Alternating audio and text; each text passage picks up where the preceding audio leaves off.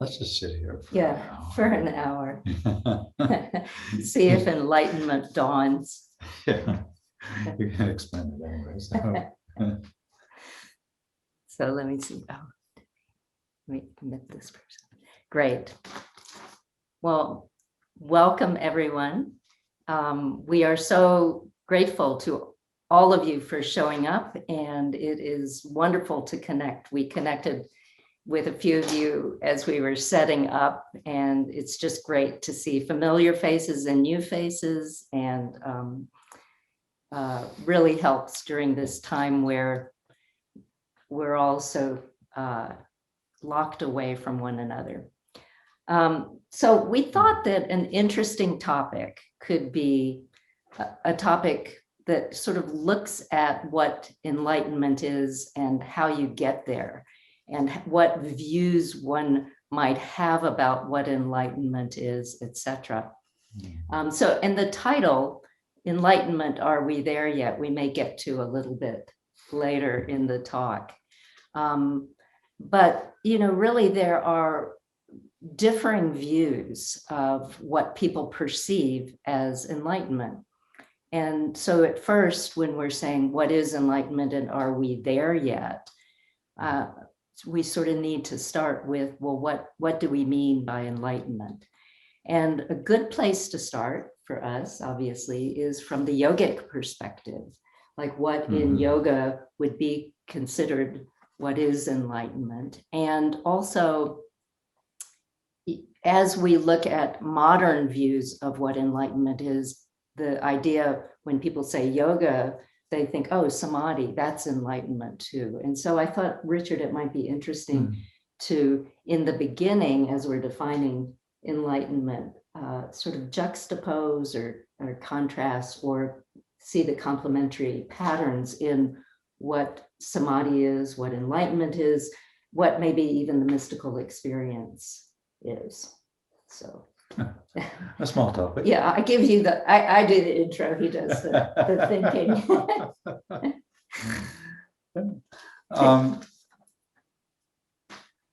The term samadhi in the classical or the tradition, samadhi actually means is to think, and sama means to bring together, sama adi, to bring together the mind. And in some traditions, that is a very rare state that takes endless years of practice. But in the classical yoga, samadhi is basically the tool that yoga is. And so there are many different, you can have an experience of samadhi, which is like, in which you actually perceive, even perhaps very briefly, that there's that it's empty of separateness, and so there's this sense of an intuitive spark, and then the tradition is that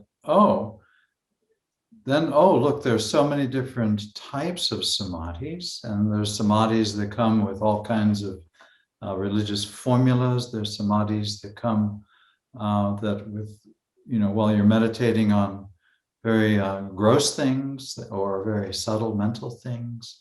And so the actual tradition says that, after going through all of these different levels of samadhis, and then returning somehow to the fact that, whoops, it's very slippery and it slips out of your fingers. You come to a point of that they say when you are able to put down everything, almost as an offering to all other beings, they call it paravaragya, then you experience the state of satisfaction. And that state of satisfaction is so nice that you don't need anything. You don't even need enlightenment or your concept of enlightenment, because you've placed down concepts about it. And so basically in Yoga Sutra, samadhi is this process of using the nature of the mind, which is to create religious formulas and things that I believe are special, and using that innate religious tendency of the mind to separate, say, this is holy and that's not holy. And so I'll go to the holy mountain, I'll go to the holy practice. And then doing that, you are able to focus the mind. And it's almost like you're dovetailing your own religious tendencies, which are perhaps good, perhaps not. And then you're able to focus. And then you see, all of a sudden, you see deeper into it, and you see, oh, this holy mountain, or this holy mantra, or my holy, the tree in the backyard, contains all of its background. And you're able to then have this state that they would call dhyana or meditation. And then you slip in you have this almost, it's just like when you're jumping across two sides of a little creek. When you're out running in the woods, when you maybe shouldn't be running, and you're going back and you slip on the muddy bank of the creek and you go, whoops, you slip into what they call samadhi, in which you have this awesome experience where you start to actually see infinity, or experience briefly a taste of what they call your own nature or the self. And that's wonderful. But then, so you have those three stages, and those are basically your tool. And then the classical yoga says then you take your new ability to actually go around and look at stuff. And now you have the basic tools. So you're at square zero, basically. And you take your basic, and they say you take it to big things, and you take it to microscopic, teeny things. Like a scientist, you get a microscope and a telescope, and then you take it to all kinds of things, gross and subtle, mental things, mental phenomenon. And you just do this almost out of a sense of awe or curiosity. And eventually you start to take it to the very nature of mind, and you come to this point where you are able to go, and you basically have accepted or they call it letting go. And letting go in kind of a more contemporary language is you just die. You're like, I give it up. And that is considered the gateway into the deeper practices. And so the gateway then would lead to enlightenment? It might what we might call enlightenment. But in the texts, is the word enlightenment consistently used or not consistently used? Well, that's an English word. Yeah. So in the classical text, they don't use that term. And so, but they use the term samadhi. Yeah. And so in later hatha yoga, samadhi is considered to be enlightenment, because that's when you have balanced the body, which is kind of like this storage container of experience, that's embodied in the history and you've watched it so closely that you enter the middle path, they call it. We're right through the heart. And you almost, let's say, you stumble into the middle path. And that, they say, in modern meaning within the last 1,000 years, okay, about 1,000 years ago. This is very modern. And that would be the actual yoga. Yeah. You slip into the middle path and you experience samadhi, in which you then, and there's no way you could describe the experience, and you are letting go of all of the dharmas, or the different formulas, good and bad, excellent and beautiful, and poetry and art, that have allowed you to experience it. And so this is this is like the mystical experience that, we might encounter. And one of the ways I love that you describe the mystical experience often is, this idea that you are, sitting in this beautiful cathedral and you've stumbled in just kind of by chance, or you've gone there on purpose. And it's a certain time of day and a beam of light happens to be shining through one of the beautiful windows that's a stained glass window, and you see this shape and color on the floor before you, and something happens where you just sort of disappear. And it's this unspeakable feeling of union and spaciousness and open-heartedness. And then the problem happens that you think, oh my God, this was this mystical experience. I've had this wonderful taste of things. And then from then on, you go back day after day wearing the same outfit, just in case that had something to do with it. Oh yeah, and then when you're leaving the temple or the church or the mosque, then or the yoga studio. Or the yoga studio. You look back and you say, oh, and you somehow superimpose one on the other. And so you then have a good tool for practice. But eventually, what will become important is your idea about it.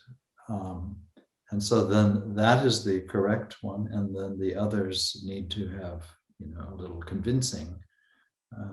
This is kind of the human situation. And so even though it isn't describable in words, we end up making a concept about what enlightenment is, what the mystical experience or what samadhi is, because we must, in order to sort of form a full idea about it. And the trick becomes to make that formulation in your mind with words or with images or sensations.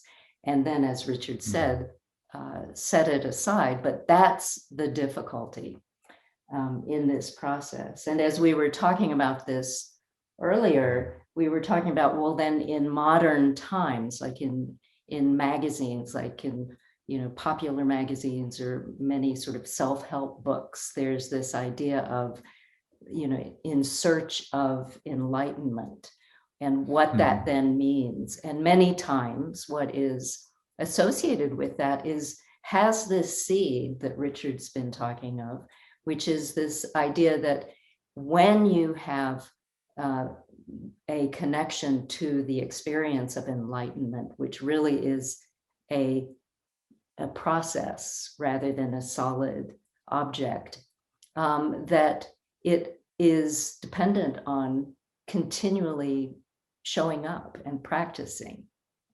in a formal way, or practicing in the informal way of simply doing your very best to wake up to the present moment.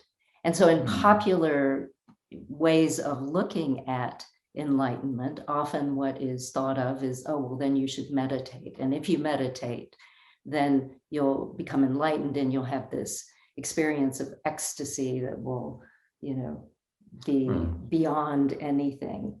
Yeah, and you do get little tastes of that, but then your mind it takes a photo of it. It's so quick. It's even quicker than your iPhone, the mind, and it snaps a photo, and then somehow that experience has been reduced to the, perhaps excellent description of it or some memory of it. And so classically it leaves what's called a samskara.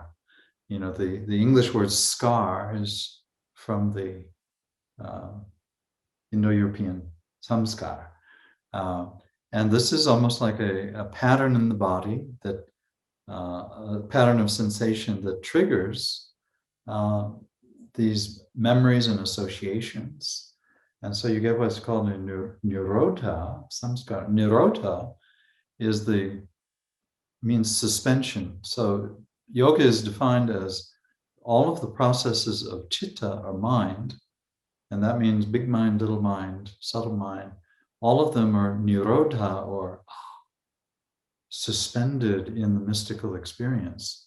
But they're implying that that's not quite enlightenment. They're implying that, you're just getting used to it. And from the Buddhist and the yogic perspective, am I right in that the enlightened mind really is this idea of the bodhicitta, or that experience that you're speaking of, that it is this vastness that is the natural state of clear mind, clear heart, open-mindedness. Yeah, your true self, Your true or self. God, or and then whenever you put a label on it, which we do just so quickly, that's the nature of mind.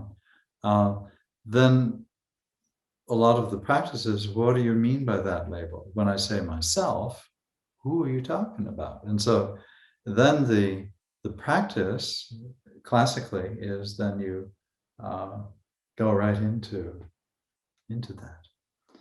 And so enlightenment then is, in a sense, it is one's ability to wake up the mind to the open mind, to the state of being awake to the present moment.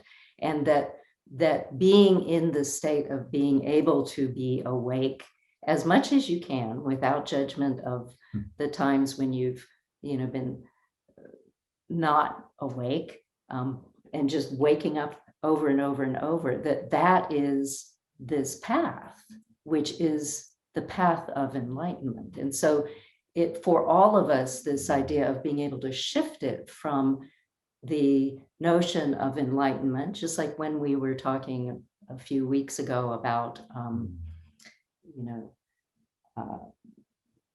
alchemy, that you think that this is something that you can hold on to. So many of these concepts in Buddhism and yoga, in Eastern thought, and in religious thought all over the world, they're not things you can actually hold on to, and yet we want to. And so there is this aspect of courage and sort of perseverance and forgiveness and kindness to oneself and to others that accompanies the act of waking up to what's here. Because and now. There's such a sense of satisfaction that you don't want anything. So even in relationship to other people, if you can imagine, you don't really need anything from them. And so this ability just to give up manipulation, exploitation, or the needing for others to approve of you, or being terribly upset, if they disapprove of you. And so this is the ability to actually interact without attachment, without needing to get a result. And so, this, of course, would be wonderful. And so that's kind of why we named this talk, Enlightenment, Are We There Yet? Because just like a kid who's going for a journey in a car, all of us really are, we come into the world and we find whatever path we're taking in our work and our practices and our religious studies, etc. And there's this drive to get there. And the joke is we're already there. But what else would be worth driving and really striving for? That's the funny thing. Is like, if it's so great. And I was thinking, I'll die for it. I know, it was the idea that when Richard and I used to drive on these long trips before the pandemic. Usually I drive and Richard is the navigator.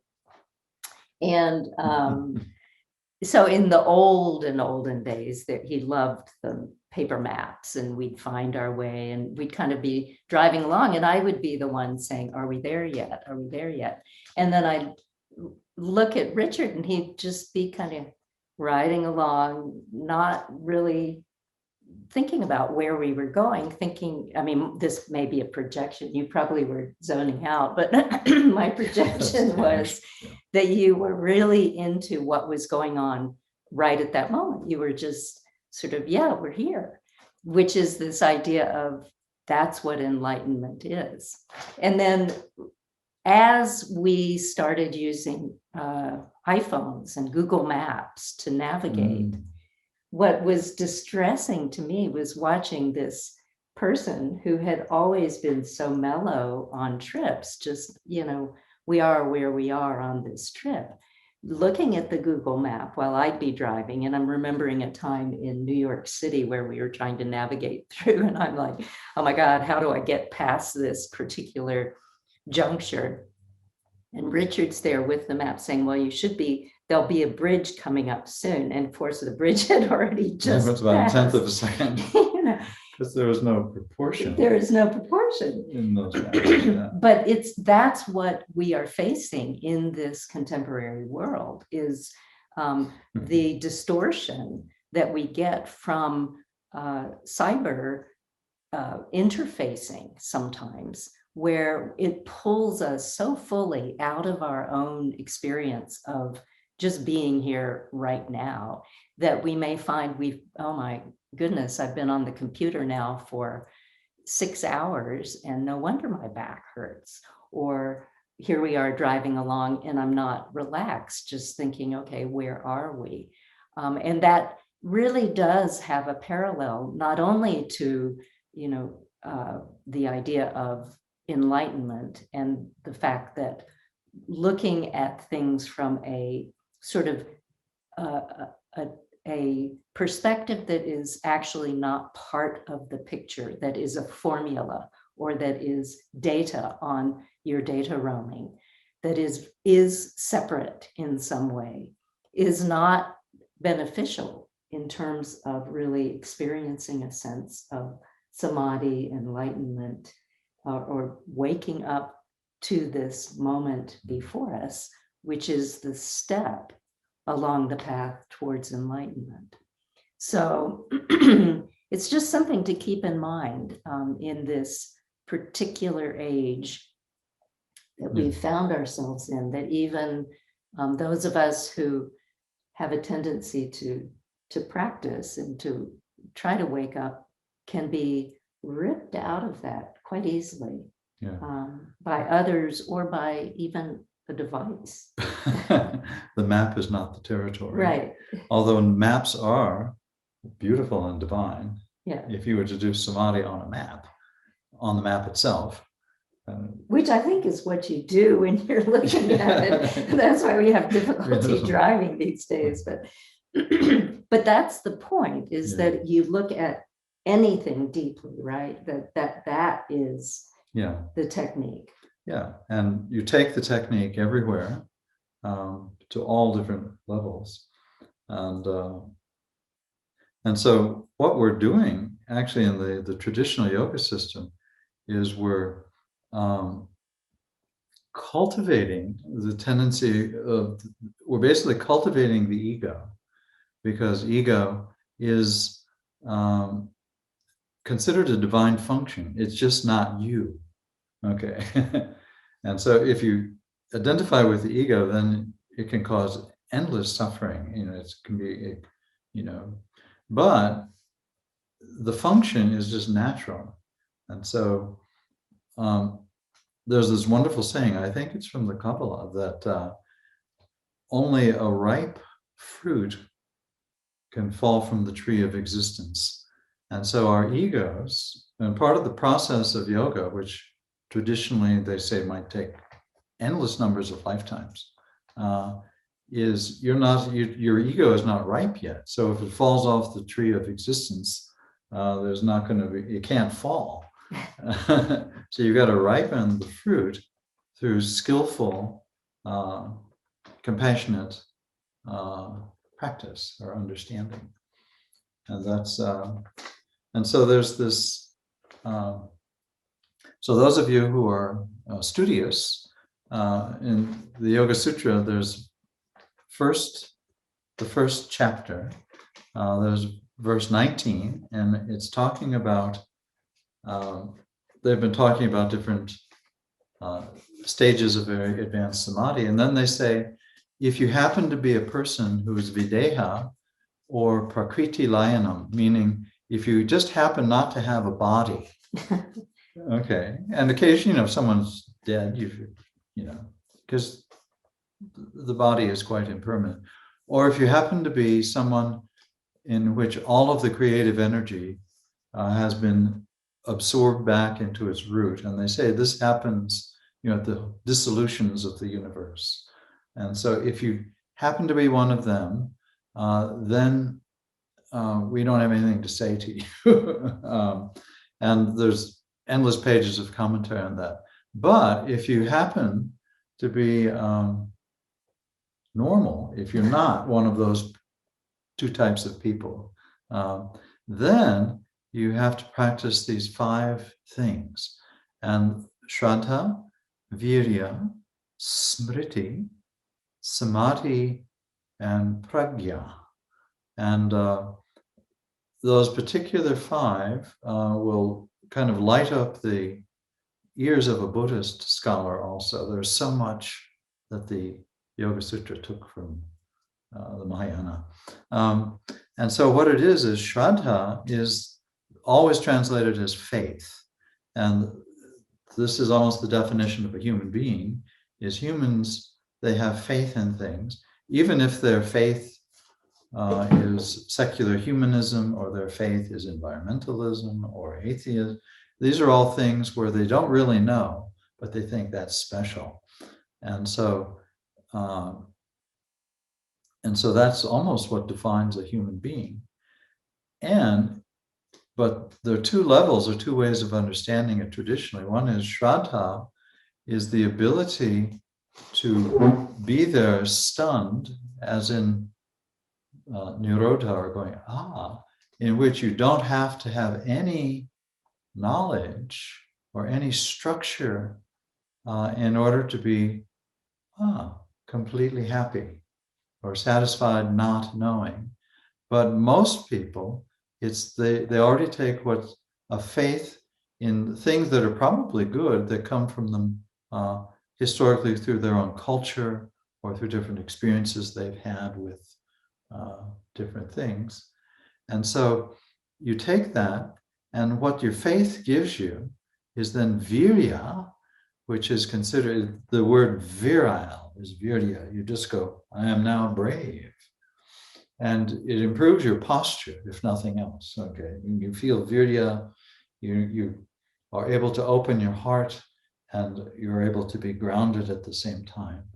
And so in the context of whatever your particular faith is, and then the practice goes on. That's just the grounding in the practice. Then smriti means memory, always mistranslated as the word memory, but it's actually the word for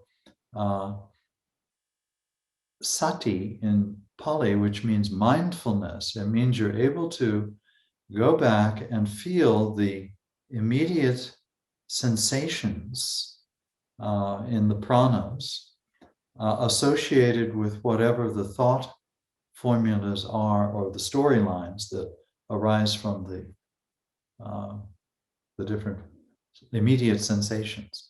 And so it's not remembering the story, it's able to go back to the sensations, just the feeling, and not even the emotions that are quickly overlaid on them that they're confused with. So immediately, if I have a pain in my neck, I think of someone, and I go off into the story, oh, that person, it's too bad that they, maybe one day they'll learn because, and so that's, I'm not practicing smriti, even though I have a memory of, trauma.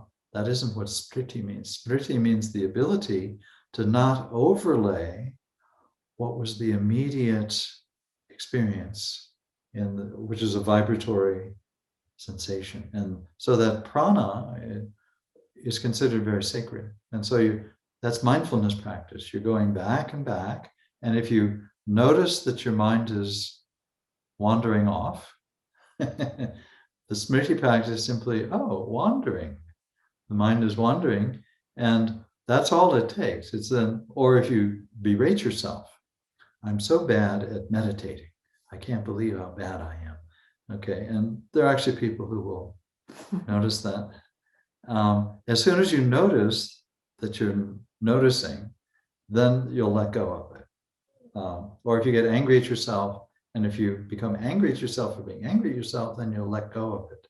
But it takes that almost layering where you go, and your palate releases, you get that little taste again of and samadhi. without the faith, without the shraddha and the virya, you can't get there. You can't put it down because you don't have the embodied experience of being grounded in just the beauty of the moment. And so that's what, in a really important way, that that we end up acknowledging these ideas of sort of a step-by-step process where the smriti comes and the ability to set it down comes because you have experienced this visceral sense of open-heartedness, which really is the definition of part of the definition of enlightenment. Yeah. And then from smriti or mindfulness, which is pretty much equals practice, then samadhi comes. And this is, of course, the samadhi that is your primary tool of yoga. When you just take it with you wherever you go. You're out walking in the forest, you take samadhi with you. If you're studying a book, history, if you're studying mathematics or biology or anything, there are things that are fascinating. And certain things are fascinating to certain people, and other things they don't relate to at all. But and you take that everywhere, and then gradually, very slowly, in a sense, the ego becomes a ripe fruit, and so the ego function is considered to be a wonderful, because it has to do, it's like the chitta or the mind. It's divine. It's just, it runs into problems if there's this confusion. And so you got to get rid of the confusion. And so what happens then from the samadhi is gradually you get pragya or prajna, which is the non-orthodox pronunciation.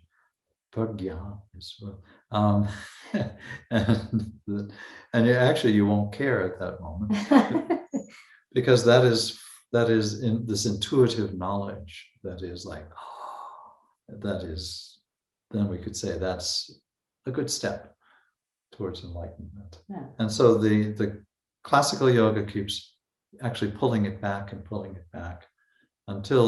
by the end of the Yoga Sutra, you have a kind of samadhi that they call dharma mega, in which you have the cloud of endless numbers of dharmas, which are, dharma basically is a formulation or a system, often translated as religion. You have the Buddha Dharma, or the Hindus have the Sanatan Dharma, that's the true Dharma. And, every religion has the true Dharma. And all of them are formulations or even poetry. They are artistic, they are beautifully crafted, or maybe on other planets. There might be life on other planets. Okay. And so you have clouds and clouds of these dharmas. And Dharma Mega Samadhi is when you start to almost, you're in awe at the almost the fizz of these endless numbers of, and it causes a release. And that is considered then the end of the path. And then that doesn't mean, then you actually become aware of all beings, metaphorically in your heart, and you then you can get to work. Yeah. Okay. And it's important that you look at these stages. These are stages really of practice that we go through from, Shraddha on. And then when you get to the smriti or the mindfulness, which is, in a sense, that is what the meditation practices allow us to cultivate, is the ability to focus the mind. And the ability to focus the mind is what allows samadhi, this deepening through the focus, where you are not satisfied that you have understood anything, and you're not dismayed by that, but you are filled with enthusiasm to keep looking again and again and again more deeply. And without the stages before that, in particular, the meditation, you really don't necessarily build the stamina and the agility to focus the mind clearly, the and focus, then come to samadhi in its ripest form. Yeah, the focus, then the interest, because it's infinity is fascinating. And particularly in this day and age, we do need to focus occasionally if we're going to get anything done, because it's almost like we're just waking up to how much work there is to do. I mean, whoa. So that ability the ability to focus means you have to use the principle of Shraddha, in which you think, oh, that is important, and then you could go deeply into it. And the mistake that is often made, as we referred to it at the beginning, is this idea that it is not a process, that this idea of enlightenment or waking up, because that it is not a process, but that it is a solid object. And it's really important to remember that it is a process, that there are moments that it happens, possibly, but that it doesn't really matter whether or not a person is enlightened. And if a person declares that they are enlightened, come to my yoga classes, come to my lectures because I am enlightened, then that's a really good sign that you should just say thank you very much and just walk out the door. In yoga, we do a posture called Parshvo Tanasana, where you put your hands in prayer position behind your back. And that's a good one to practice, because if someone says that they're enlightened, come follow me, then you just do that with your hands behind your back and say, thank you very much. And you just kind of snake your way out the door, because that's a terrible sign.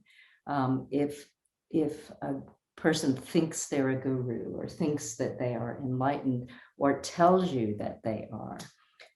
And certainly it's something worth putting our minds towards.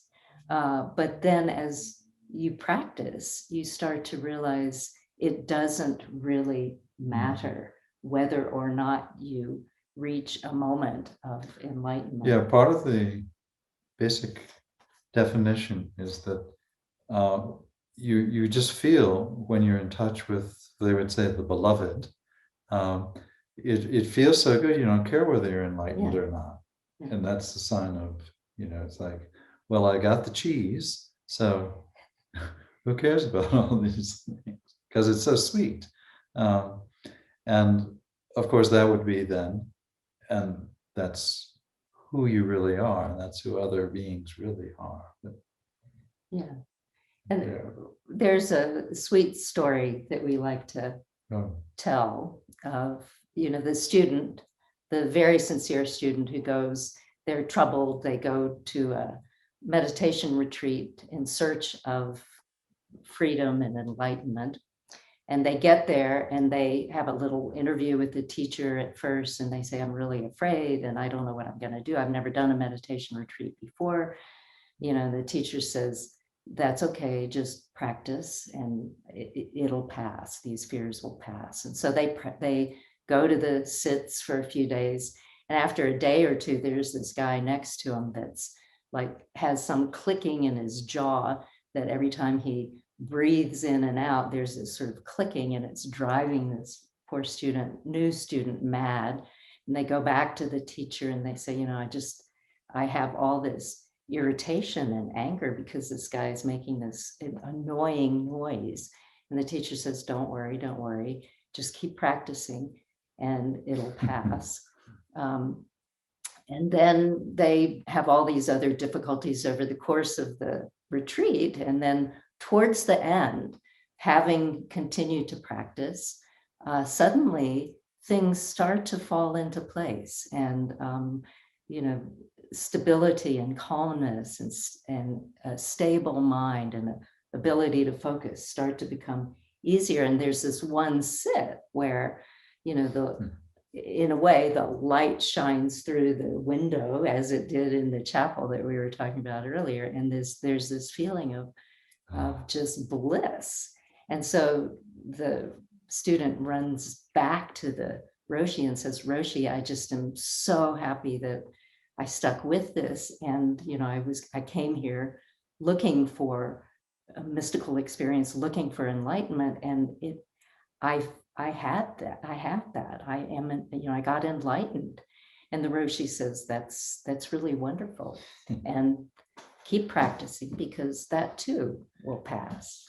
And Yeah. So to remember that for all of us that, maybe you get a taste, maybe you don't. And ultimately the benefit that we can serve in this world for others, or that we can develop to become more useful and whole human beings, is to take these practices and do them with a sense of discipline, but also a sense of humor, a sense of kindness and courage, and kindness, especially to oneself, where you're not like demanding anything from the practice. So kindness towards the practices too. And then that willingness and ability to look deeply at what it is you're looking for, what it is you're looking at. And one of my main teachers is Roshi Joan Halifax, who has this wonderful thing she says at many of the teachings. And that is that, she says, remember who you really are and why you're really here.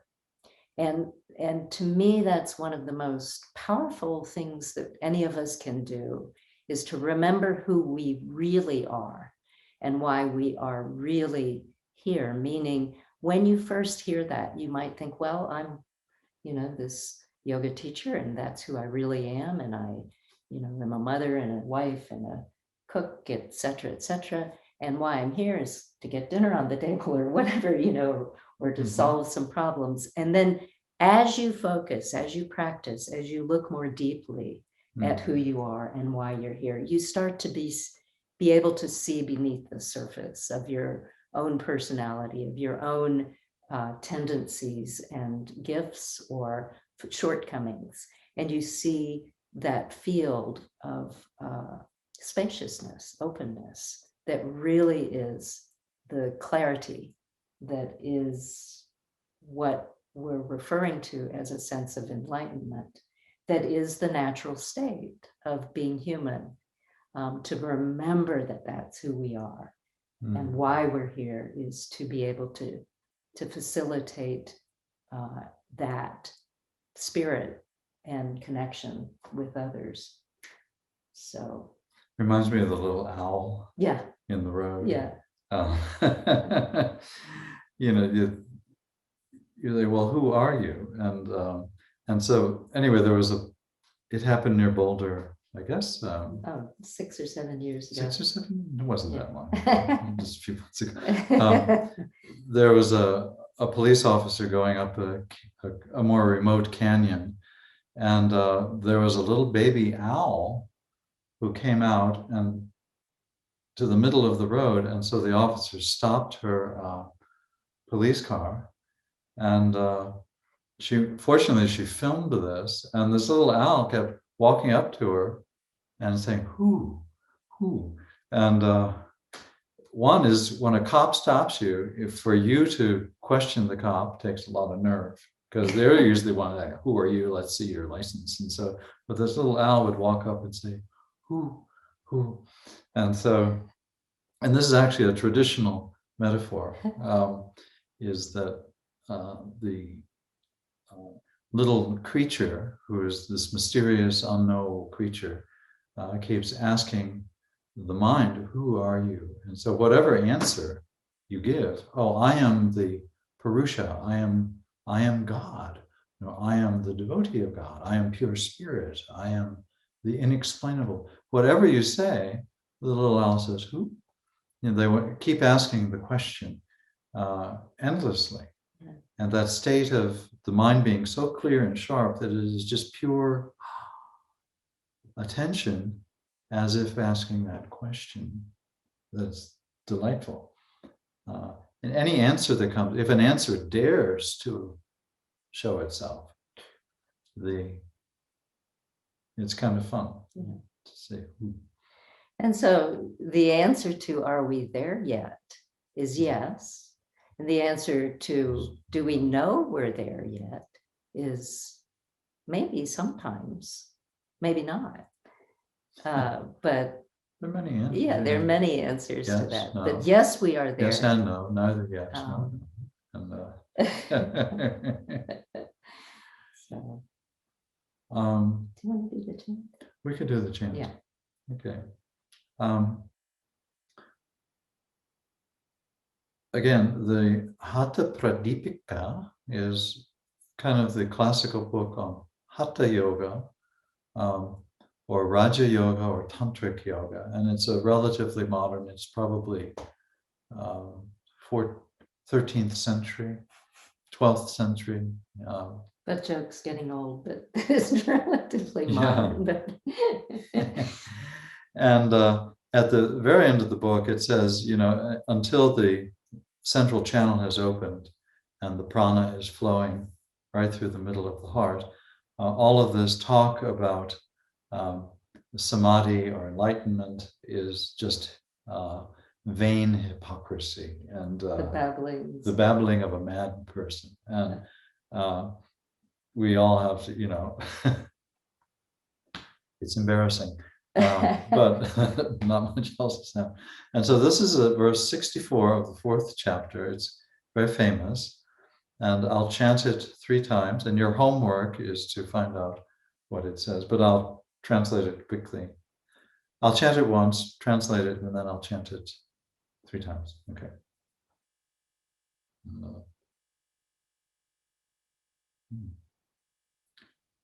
Om Sushumnayai Kundalinyai Sutaye Chandra Janmane Manon Manyai Namastubhyam Mahashaktyai Chitatmane Om.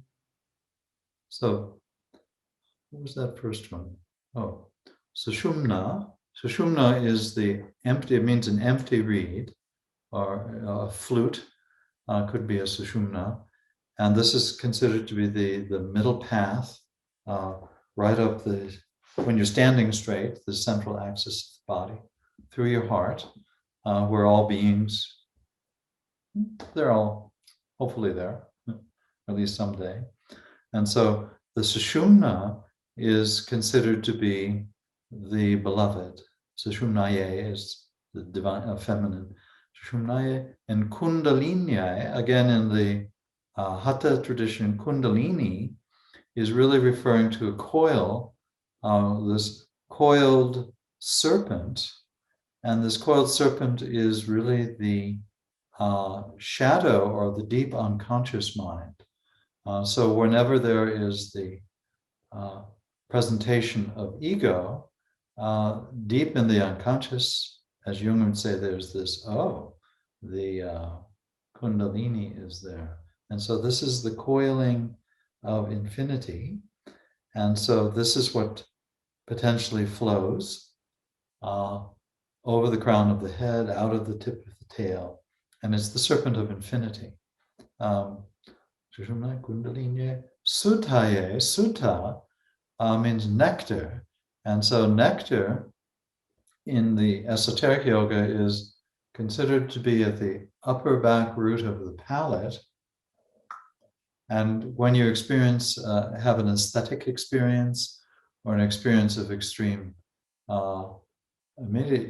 nectar, they say, comes from the moon. A mystical experience. Yeah, the sutta. Yeah, sutta is the nectar. Yeah. And it is, again, in the feminine case. And so this nectar is considered to be composed of compassion or love, or simply the aesthetic experience. And so, and it's often represented just by, so, and then Chandra Janmane means the nectar is born of the moon. And so the moon is considered to be at the root of the palate. And the moon is the reservoir that connects, that collects from all of these different systems that make up the whole universe and all of the different persons and planets and solar systems and galaxies, all of them. The final product of the conversations that occur within them is compassion. And there's all different languages, they're different. And so this all dribbles down like rivers and collects in the moon. And then if you can tap into the moon, particularly at the right time of the week, you'll get the nectar. And so what this causes, the nectar from the moon, is manon manye. That means the unmani of the mind. That's when the mind becomes no mind. Basically, it's the no mind mind. Or don't mind your mind, or do mind your mind, so you get a no mind mind. Okay. And so then it's saying namastubhyam is the extremely polite, we say namaste, and that's considered nice, but it's not very polite. And so namastubhyam is when you complete placing down to this mindless mind, which is Mahashakti. That means great. Maha. Shakti is again the root of probably the English word to get shocked. Okay. Mahashakti is considered the creative energy that composes mind, matter, the whole universe in all directions. Mahashakti, again, the feminine. And then, or Chit Atmane. And so, in other words, it's merely Chit, which just means, and Chit means just awareness. And Atmane, that is the Atman, or the actual being, which is merely just pure awareness. And so that's verse 64 of the Hatha Pratipika. I'll chant it twice again. And chanting is so religious and silly, but it's fun. So it's Om Sushumnaye Kundalinye Sudhaye Chandra Janmane Manonmanye namastubhyam mahashaktya chitatmane. Sushumnaye kundalinye sudaye chandrajanmane. Manonmanye namastubhyam mahashaktya chitatmane.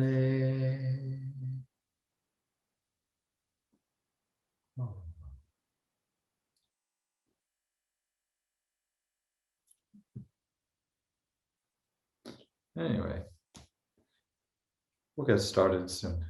So we hope this was helpful, or at least put you to sleep for a good evening's sleep or a good nap in the middle of the day if you're in Philippines, the beginning of the day. We will stop the recording, but if there are questions that anyone has, we will stick around and answer questions. But we really, really appreciate all of you continuing to inquire and to practice. It makes a big difference in the world to have sincere practitioners. So thank you.